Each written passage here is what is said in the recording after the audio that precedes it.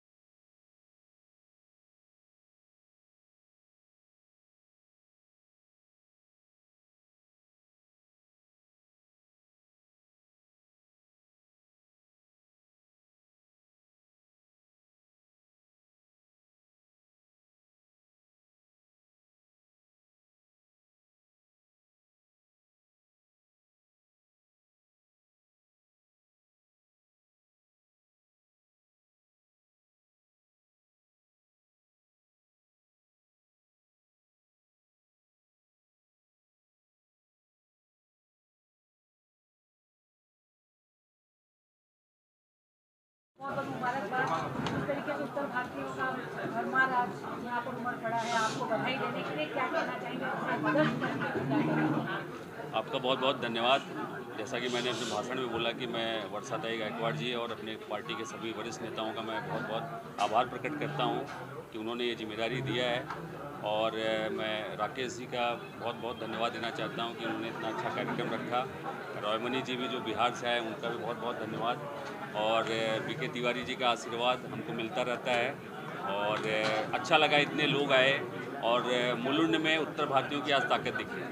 Sir कितना जिम्मेदारी बढ़ गई है, हम लोगों को जोड़ना भी है, साथ लेकर भी चलना है।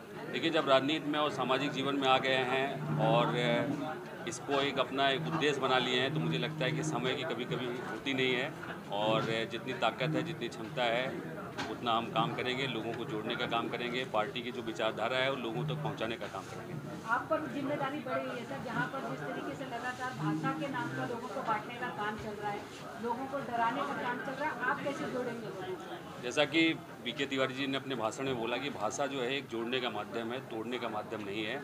और मुझे लगता है कि बीजेपी जो है भाषा के नाम पे राजनीति करके अपनी राजनीति को चमकाने का काम कर रही है। और हमारा काम ये है कि हम लोगों के बीच में जाके उनको बताएं कि इमोशनल होके वोट नहीं देना है हमको। हमारे जो जनहित के मुद्दे हैं, जो डेली जीवन के मुद्दे हैं, उसको हम दिमाग में रख के वोटिंग करना है। सर यूथ को कितना जोड़ना चाहिए, अब आपको लग रहा है कि राजनीति से कितना जोड़ना चाहिए, क्योंकि लोग कहीं ना कहीं कट रहे हैं, युवाओं का साथ मिलेगा तो देश को तरक्की करेगा। देखिए, युवा ही जो है देश की दशा दिशा तय करते हैं, क्योंकि उनके अंदर वो जुनून होता है, जोश होता है। और मैं चाहता हूं कि जो है उत्तर भारतीय समाज के जो युवा लड़के हैं, युवा लोग हैं, और मुंबई की जो युवा पीढ़ी है वो कांग्रेस पार्टी से जुड़े। और यहाँ पे आपको काफ़ी युवा लोग दिख भी रहे हैं, तो हम लोग सब मिल के पार्टी का काम करेंगे और मजबूती प्रदान करेंगे। देखिए, मैं आज मुलुंड विधानसभा की तरफ से एडवोकेट अवनीश सिंह जी का बहुत बहुत बधाई देता हूं। अब वो अध्यक्ष बने हैं, पूरे मुंबई में इनको जाना है, हर विधानसभा में जाना है और हर वार्ड में जाना है। बहुत जल्द ऐसा लग नहीं रहा है कि भारतीय जनता पार्टी को चुनाव कराना है, पर जब भी चुनाव कराएंगे तो मुझे ऐसा लगता है कि उत्तर भारतीय समाज के जो लोग हैं, जो कुछ साल पहले तक बीजेपी की तरफ थे, उनको कांग्रेस का विचारधारा समझाना, उनको कांग्रेस के साथ जोड़ना, ये बहुत बड़ा जिम्मेदारी है। पर हम सब अवनीश जी को इसका बधाई देते हैं और साथ में रहेंगे। सर आप क्या कहते हैं? मैं अवनीश सिंह जी पिछले 4 साल से मुंबई उत्तर भारतीय प्रकोष्ठ के कार्याध्यक्ष ऑलरेडी रहे हैं, तो उनको अच्छा तजुर्बा है, पढ़े लिखे नौजवान काबिल। तो मुझे पूरा भरोसा है कि वो मुंबई कांग्रेस के उत्तर भारतीय प्रकोष्ठ को ऊंचाइयों पर ले जाएंगे, सभी लोगों को साथ में लेकर के, उत्तर भारतीयों को जोड़ करके सभी समाज का आवाज़ वो उठाने का काम उत्तर भारतीयों के समाज को आगे रख करके करेंगे, ऐसा मेरी आशा है और उनको ढेर सारी शुभकामनाएं। युवाओं का साथ बढ़ रहा है अब। नहीं, अवनीश सिंह जी कोई नए नहीं है, काफ़ी लंबे समय से सक्रिय हैं और उत्तर भारतीय हर चेहरा उनसे परिचित है और वो उनसे परिचित है। इसलिए उत्तर भारतीयों को जोड़ने में एक प्रमुख कड़ी के रूप में उनको कांग्रेस पार्टी ने देखा है और